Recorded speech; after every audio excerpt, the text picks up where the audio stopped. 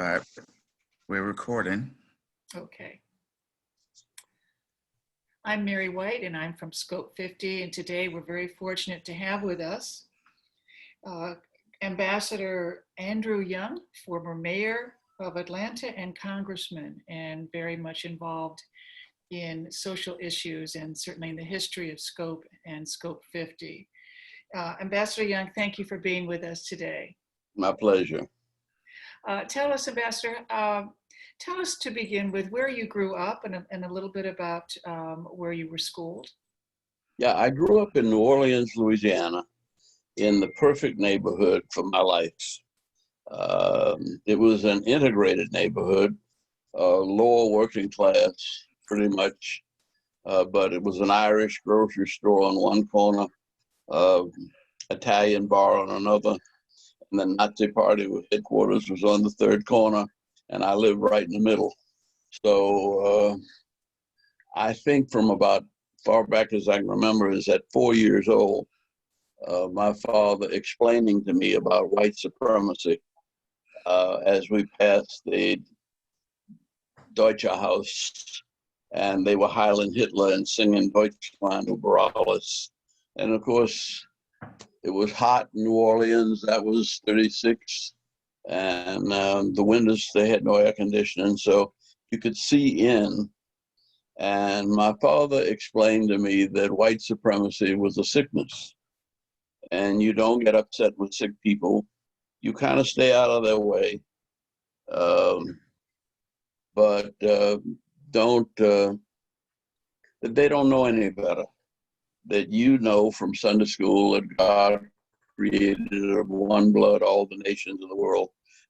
They don't know that, and they don't want to admit that. So that's their problem, not yours. He also took me to see to the movies to see Jesse Owens in the 1936 Olympics, and he used that as an illustration of how Jesse Owens dealt with Hitler. When Hitler walked out, rather than give him his medal, he said Jesse Owens didn't get upset. He just went on and won 3 more gold medals. And you don't get mad, you get smart.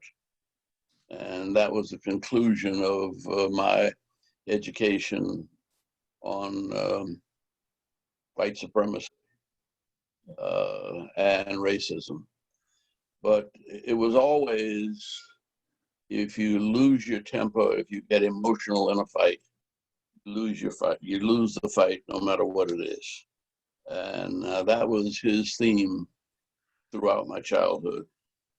That was a very good grounding for the life I ended up living. But it always, well, there were certain things I didn't like that in order to go downtown, which was just one streetcar away up back, and he would send me downtown to, he was a dentist, to the dental supply stores and things to pick things up from as early as those 7 and 8 years old. But I'd always have to come in, wash up, and put on a shirt. And I just couldn't go downtown casually. I had to kind of dress up. I didn't have to wear a tie, but I had to wear a dressy shirt and pants to go, even to get on a streetcar and go downtown and pick up something at the dental supply. Because he said, any young black boy walking around casual is going to be accused of stealing something. So go where you have to go, do what you have to do, and come on back. And so I was sort of trained from a very early age to always speak up to policemen. If they ask you something, look them in the eye, try to see their badge, name, and call them by name if you can. If you can't, just say, officer such and such and such, this is what I'm doing, but don't ever, don't ever be afraid.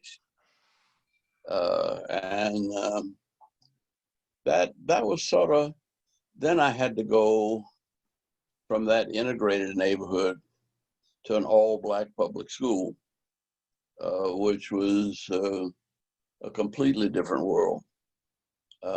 And where I was the youngest and the only one that might have lunch money, everybody else was on free lunch. And so I always saw myself as, well,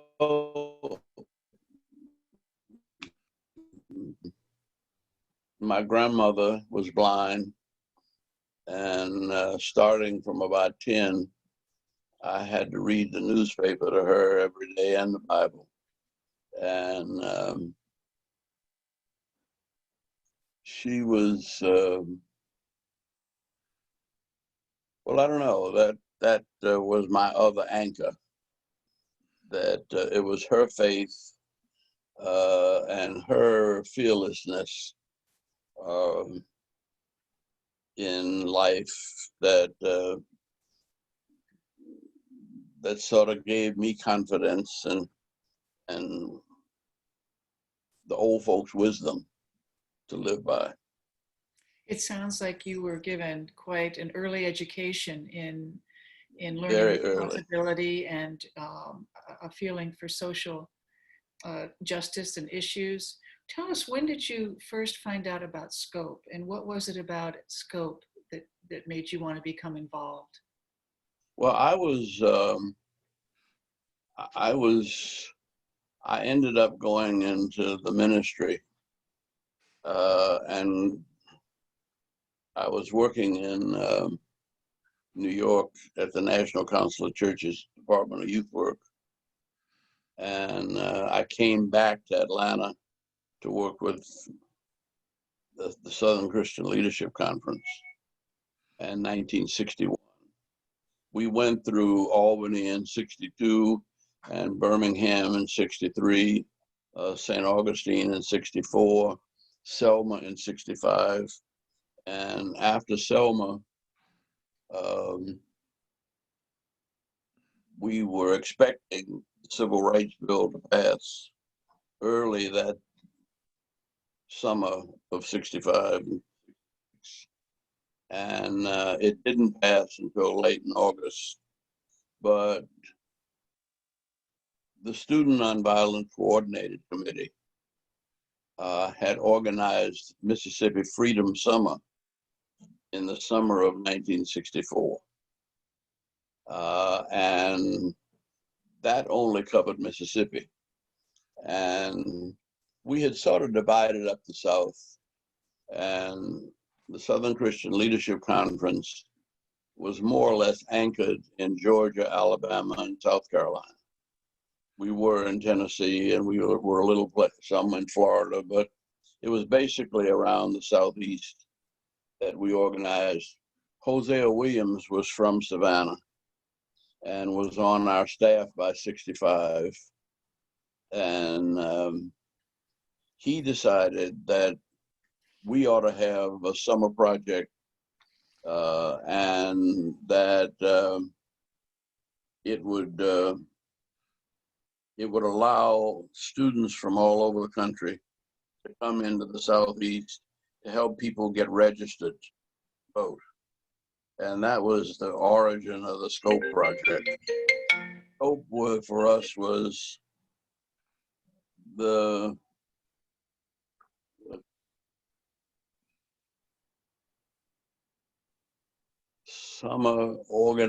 summer community organizing political education project. So it was a SCOPE. That was what SCOPE stood for. I was the executive director of the staff at that time, and we had had 3 or 4 successful campaigns in Birmingham, Selma, and across the South. I had worked with the Citizenship Education School schools in South Carolina, Georgia, and Florida, and on up to Virginia. So we had a network that we could depend on. And at the same time, though, some of 65, right after Selma, and after the passage of the Civil Rights Bill,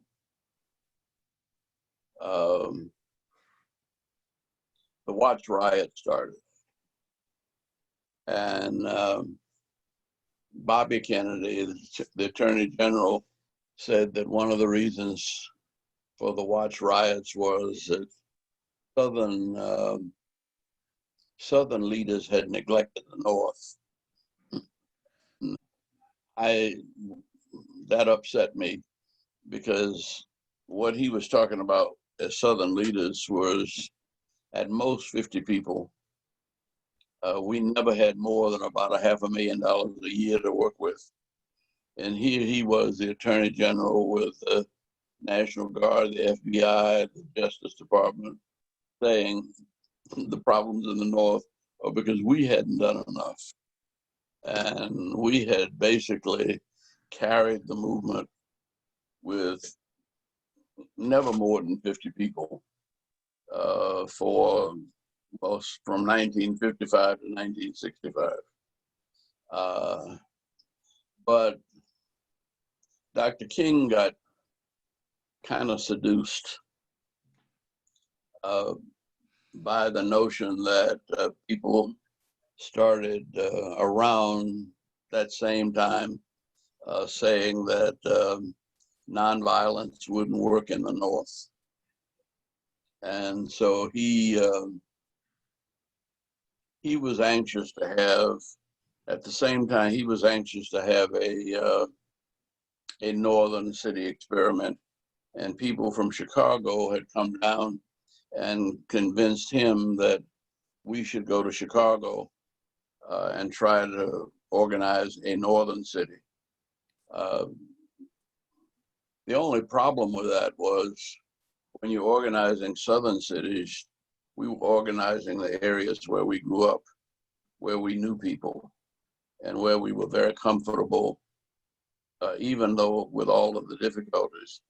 Moving into Chicago was brand new. And what was worse was there were more Black citizens in Chicago to organize than, say, in the whole state of Mississippi or Alabama or Georgia. And so we were just outnumbered. And we didn't have the money or the staff. And we were being invited to come to the North. At the same time, we couldn't leave the South alone. So Hosea Williams decided that he would organize a Southern community organization, political education project, and he would stay in the South. And we would go to start in the North in Chicago with Martin Luther King. So it divided our organization in half. And then once we got started in Chicago, James Meredith decided he would have his own little private march and got shot. And part of our philosophy of nonviolence is that if somebody is, we thought he was killed, if somebody is killed trying to do something, if you don't respond by continuing his work, you're giving the impression that all you have to do is shoot one or two of them and they'll quit. So when Meredith got shot, it meant that we had to come to continue the work, his march in Mississippi, which meant that the same 50 people who had been doing pretty good from 1960 to 66 now were divided in 3 ways, and with no more money and no more people.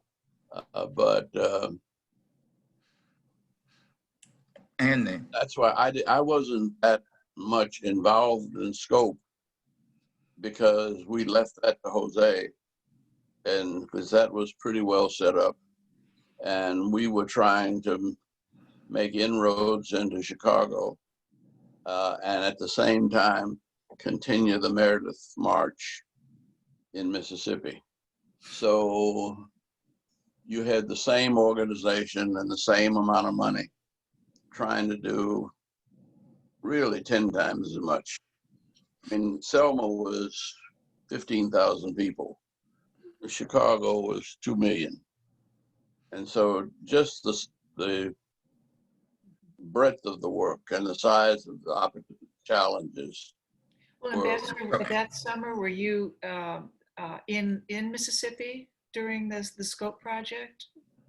Well, Scope didn't get in Mississippi very much. Scope was in Alabama, Georgia, and South Carolina. A little bit in Florida and a little bit in Virginia. But we let the Student Nonviolent Coordinating Committee pretty much took Mississippi with the NAACP, and we took the rest of the South and the North. And then I ended up going to Mississippi because, well, I don't know why, but we all ended up going to Mississippi. And it was a time when SNCC was going through a upheaval where Stokely Carmichael was challenging, he challenged John Lewis, leadership of SNCC, and won. And, but he also wanted to challenge Dr. King's leadership, and he introduced the notion of Black Power in Mississippi. Dr. King's attitude was that he had no problem with Black Power. It was just that, in his words, there was such a thing as Catholic power. But when somebody wrote a book about the rise of Catholic power, all the Catholics denied that they had power. That if anybody talks about the power of the Jewish community, they're quick to deny it. And he said they have real power. The labor unions. And can I Power. ask you a follow-up question about scope? Mm-hmm. What was the reason that Jose wanted to concentrate primarily on white colleges? Because they were the ones that had the money and they were the ones that could come down. And we didn't have any money. Mm-hmm. I mean, we didn't concentrate on white colleges. We invited people from all colleges. Mm-hmm. It was just the white colleges that came down. Mm-hmm. Ambassador Young, you spoke about, as you were growing up in your family, how your family was all training you from a very early age in their belief of accomplishing anything good through nonviolence. Did you, in your years of going through this, particularly in the South and Chicago, all that was happening, particularly in the mid-'60s, did you yourself experience any violence? And can you tell us about that? Well, I experienced all kinds of violence all my life, but I never got upset about it. I expected it, was prepared for it. And in Chicago, for instance, we got lambasted by bricks and bottles and everything, marching in the community. But that was in '66. But in '64, in St. Augustine, I had to lead a march. Well, I didn't have to, but I ended up trying to stop a march, and people wanted to march anyway, so I ended up leading a march. And and we were confronted by the Ku Klux Klan in St. Augustine. Well, it was mostly women and children in the march, with 2 or 3 of us from SCLC. And I left them on one side of the street, and I went over and tried to talk to them. And I was doing pretty good until somebody came up behind me and hit me with a blackjack, and they kicked me around a little bit. But I got up and went on to the next corner, and this time, and they showed fear, and for some reason I wasn't afraid and I didn't get hurt. But by directly confronting them, there was one policeman who stepped in and said, "That's enough. Let them alone. Let them march to the park." And we found out later that the sheriff had deputized the Ku Klux Klan and gave them their badges, gave them the permission to beat us up. We didn't know all that then, but that case got into the federal court in Jacksonville, and all of this was unearthed by, I think it was Justice Brian Simpson, who was the court, the justice in Jacksonville. And I had been in Watts. I was, one thing, growing up in a predominantly white neighborhood and then going to school in an all-black school, I had started very early, and I was 3 years younger than everybody else. I learned to read and write in a church-related kindergarten. So when I went to public school at 6 years old, instead of putting me in first grade, they put me in third grade. So I was 3 years behind. I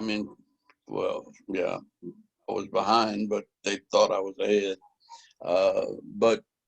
So I'd always had the challenges of dealing with difficult situations. And my father's teaching was, don't ever get mad in a fight. Don't get mad, get smart. That stay cool and calm and think your way through it. And so that had gotten me through. Valina C. Jones School was a very good public school in some ways, but it was nicknamed the Bucket of Blood because it was there was a lot of fighting and fussing, and it was, well, I don't know what it was. I thought it was a good school. It was the only school I'd really known other than a church kindergarten. And obviously all of that education and all of your experiences prepared you for what you went on later to do, especially being mayor of a major city of the United States. I understand you also had a very special relationship with Dr. King and Dr. Abernathy. Can you tell us about that?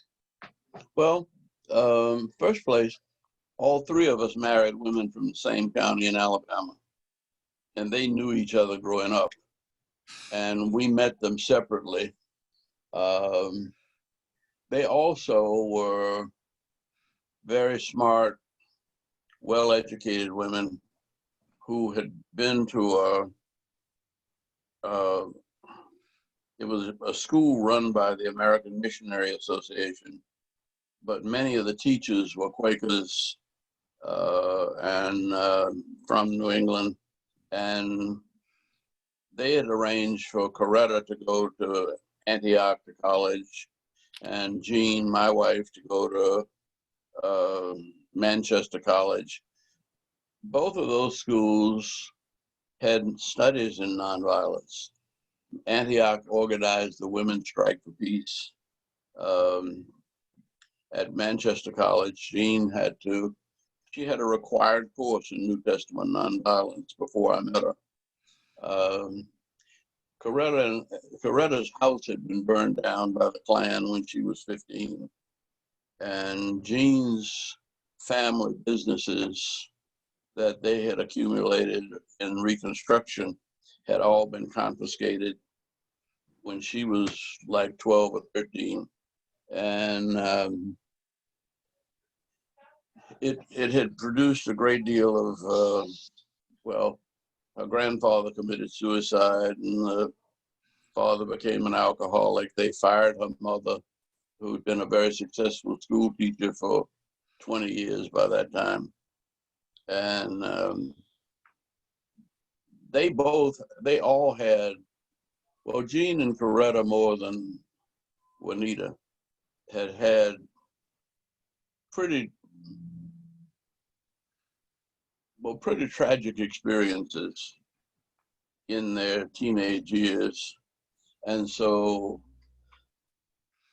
they were committed and had been trained in the colleges they went to in nonviolence. So nonviolence wasn't, it wasn't just a fad, it was a way of life that, well, that people who had the benefit of some education and interaction with Northern missionaries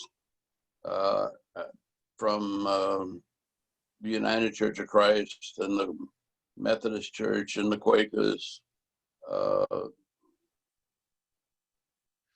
we had at least considered it intellectually. But though my parents didn't call it nonviolence, my father, that's all he taught. And he said, he was 5'4". And he said, look, you're never gonna be more than 5'7", 5'6", 8'7". He said, so you're not gonna be able to beat up anybody.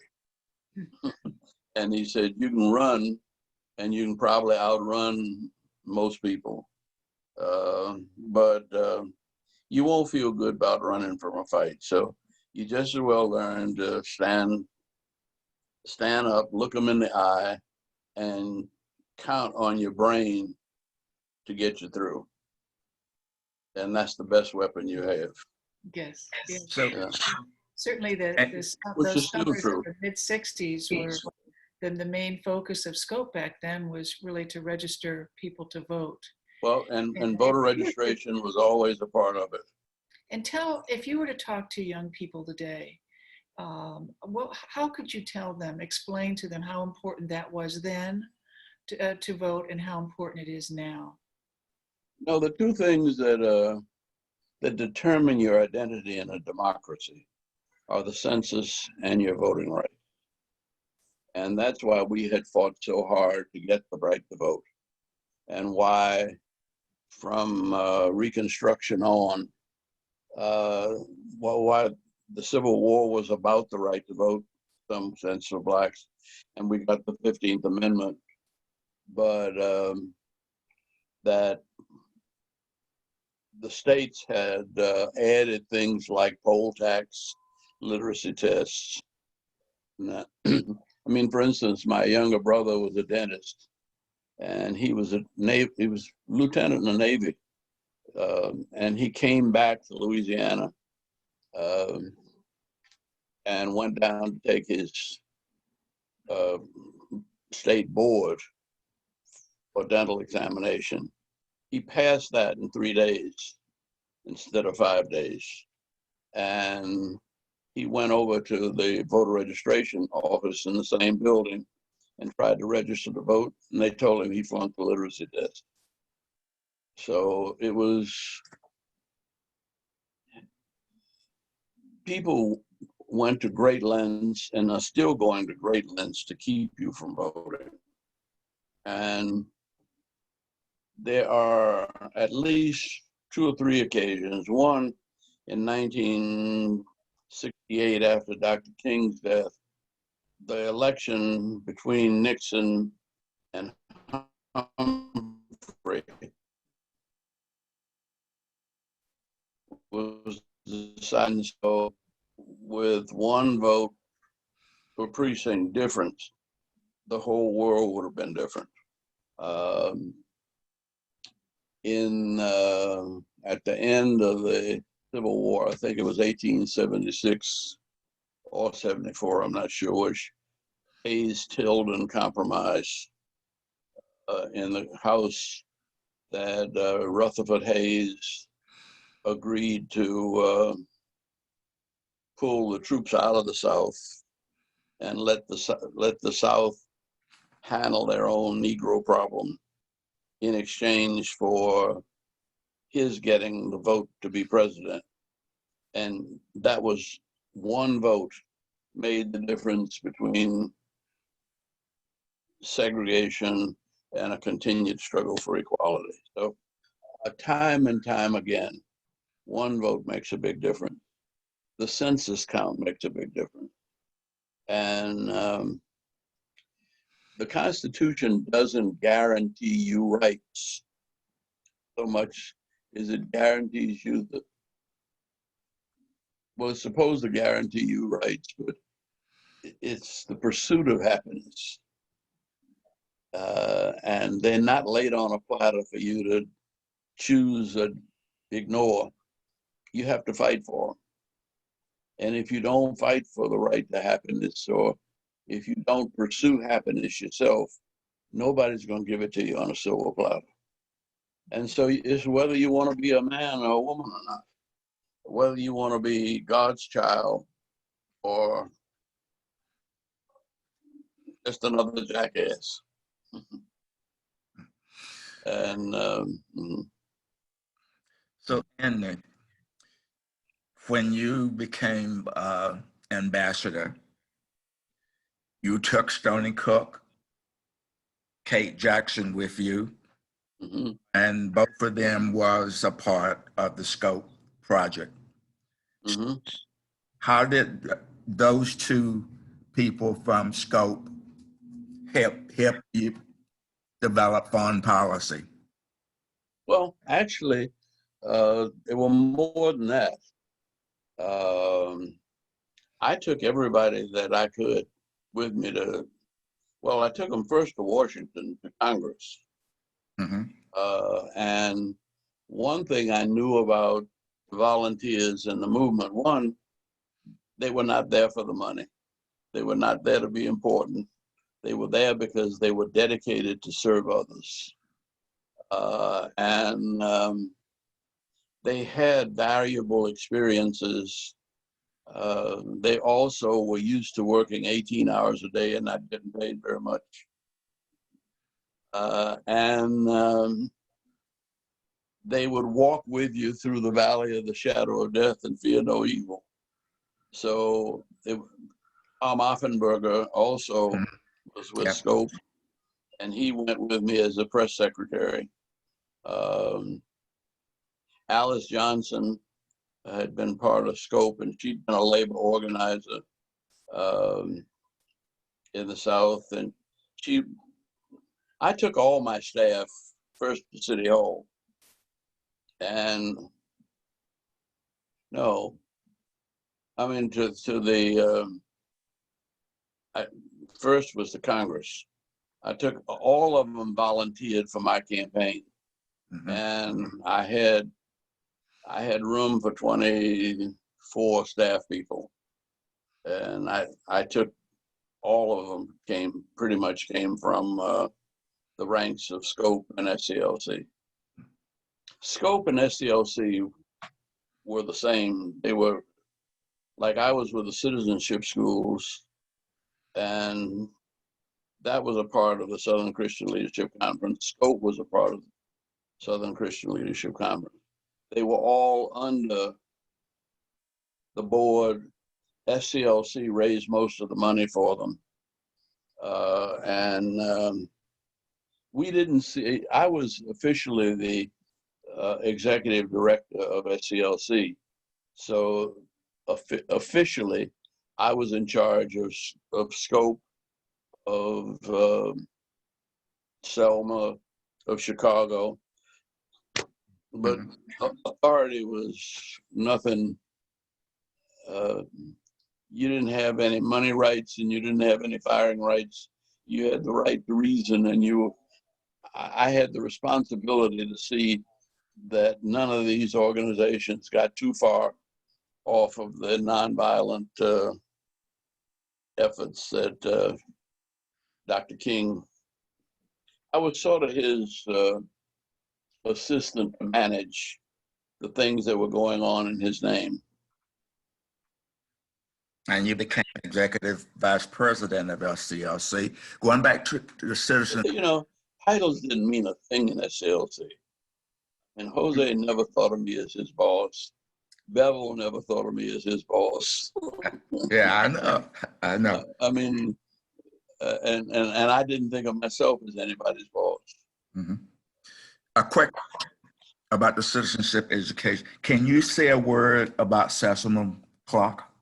I can. Septima Clark was a school teacher in South Carolina in the 50s, and who, when they asked her if she was a member of the NAACP, she said she was, and she showed them her membership card.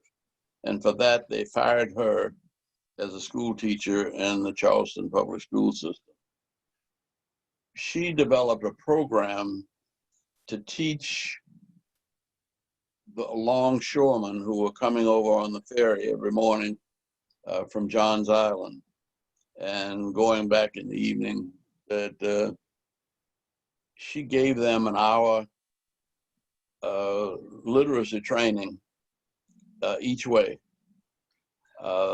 And every morning they studied the voter registration forms, and also on the way back, Highlander Folk School got a grant from the Marshall Field Foundation to hire her and let her develop that program.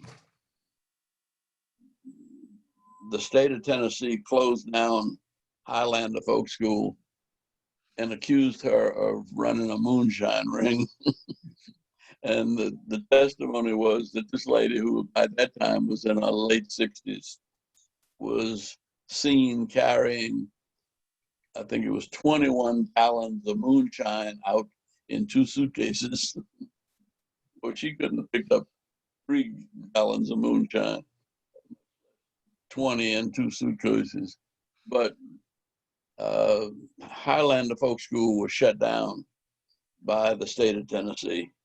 And interestingly enough, they're about to open it up in a couple of months, a couple of weeks, or sometime soon. They've asked me to come up there to visit it at the opening. But at that time, SCLC didn't have a tax exempt status. When I heard about this, Highlander had been asking me to come down to work with Septima. So I went to the United Church of Christ in New York and got them to agree to accept the money from the foundation. And they hired me then to come down and work with Septima and Dorothy Cotton and SCLC in running the citizenship education program. And what we did was we took Septima's program of that she was running with a longshoreman, and we extended it from Charleston all the way out to East Texas, and from Florida on up to Tennessee. And we trained about 6,000 trainers, and the trainers were to train 6 to 10 organizers each to help their neighbors pass the literacy test and register to vote. But that I tell you, the best way to see that is Jim Clyburn, who's now the majority leader of the House of Representatives. His mother and daddy were 2 of our teachers in Charleston when with Septima Clark. So we train people in every county in South Carolina. And so one of the reasons why South Carolina functions so well is that we're second and third generation of leadership. The leadership we trained was from 60 to 66. And of course, now it's, what, 40 years later. And the children and grandchildren of those leaders are now the leaders. Ambassador, you have obviously led a very rich and service-focused career, and I see behind you there's some very significant images and photographs. And so I guess my final question for you would be, if you could recall one image from the mid-1960s that would sum up your efforts, if you could have had a photograph of that, what would it be? Mm-mm.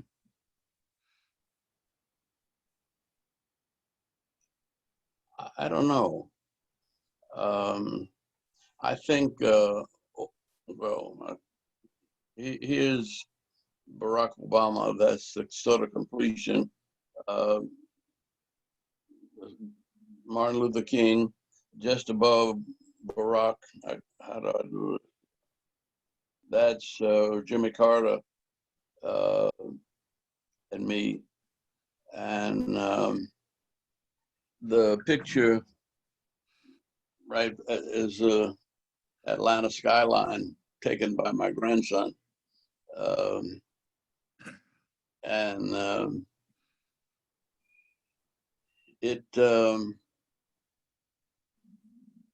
Well, the one that puts me on an ego trip that I'm most proud of is that when I became mayor, none of those buildings that you see there now were there. And that from 1980 to, well, I was mayor for 8 years. Then I was co-chair of the Olympic Games for the next 10 years. And that during that period, the city went from a little over 1 million people to about, or now almost 7 million. And we brought in 1,100 companies from abroad and from all over, and it was $70 billion in foreign direct investment and 1 million new jobs. And so that's sort of what we were fighting for. We were fighting for the right to represent ourselves and to serve the community.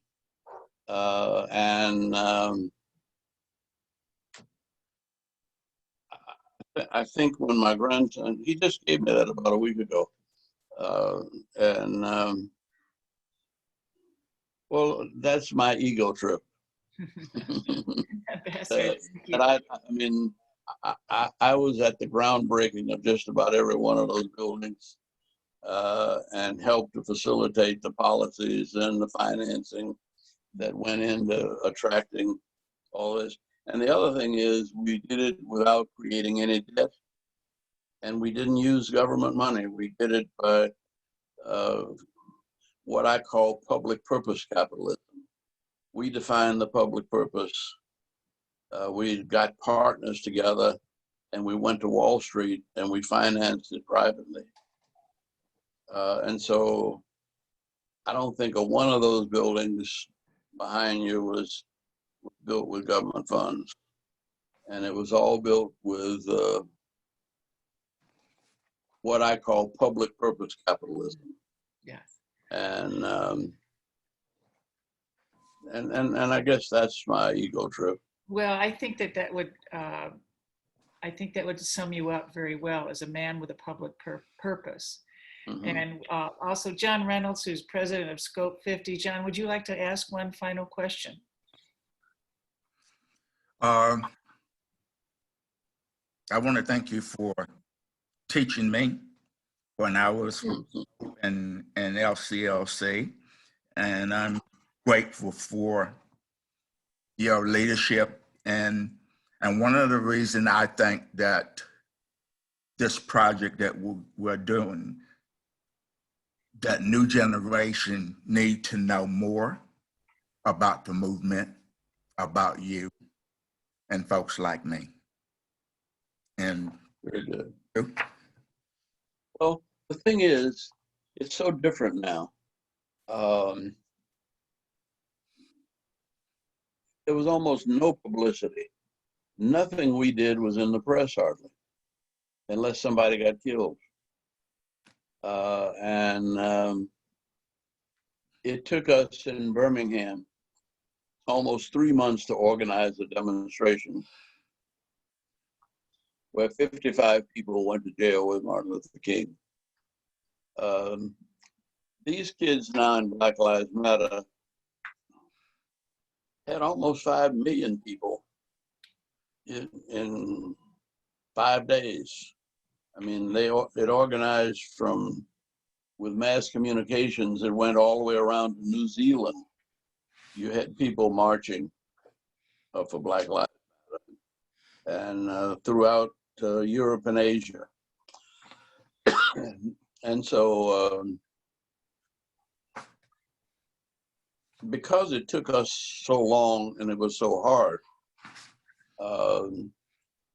we had to think about it. We had to plan it. We had lawyers that had been working with us. Actually, when I was at Valina C. Jones School, my 6th grade teacher took me to see Thurgood Marshall argue a case at the federal court at 6th grade.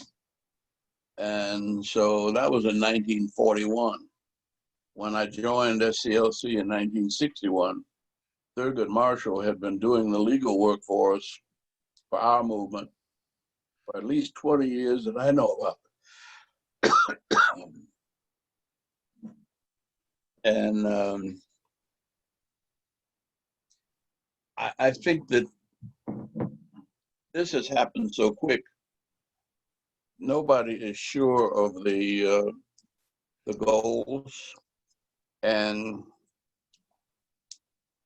nobody really has any details of how to stop. And what is it if you want to negotiate something? Almost everywhere we went, we started negotiations even before we started demonstrating. And so people knew why we were demonstrating and knew what they could do to stop it. It's a rolling target of everything that's wrong in the world. And while it's bearing some fruit, and it has led to an awakening of people in this century, I'm afraid that the confusion around a lack of specific goals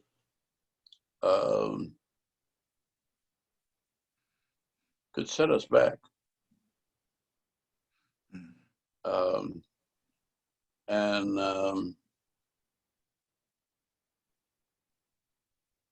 Well, I don't know. yeah, Right now, everything is back to where Scope was. At Scope, I think I wrote a paper in 1970 about, maybe before that.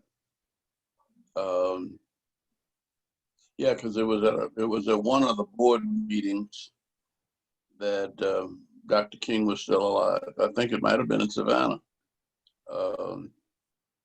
right after Selma in '65. And where I was saying that we were focused on that if we could change 4 Southern senators,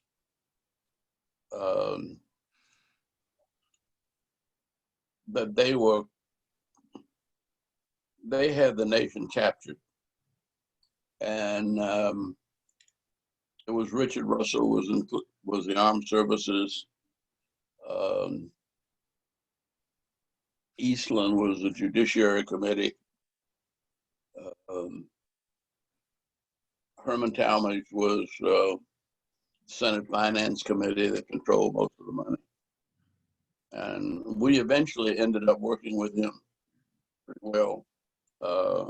But Strom Thurmond, but there were basically 4 states where the seniority of those Southern senators held the entire nation hostage, because at that time it took 2/3 vote to end the filibuster.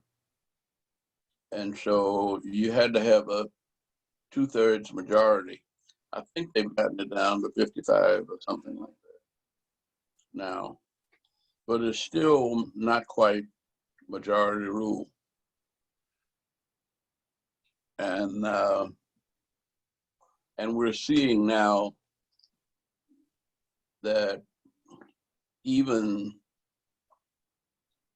the right to vote, while it was declared by Lyndon Johnson in '65 in the Voting Rights Act after Selma,